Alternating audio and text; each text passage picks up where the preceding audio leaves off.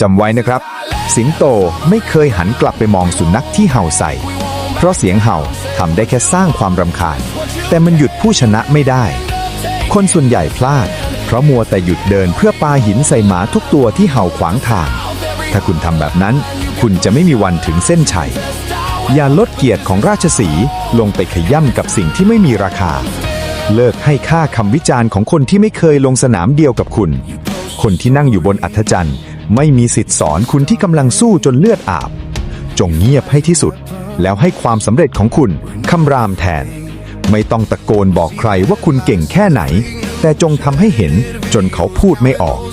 สุนัขจะเห่าเฉพาะคนที่มันหวาดกลัวแต่สิงโตจะสงบเพราะมันรู้ว่าใครคือเจ้าของพื้นที่เดินต่อไปครับอย่าก้มมองแค่เห็บหมาจนมองไม่เห็นท้องฟ้าที่ยิ่งใหญ่สู้ต่อไปจนกว่าเสียงเห่าจะกลายเป็นเสียงตบมือให้คุณ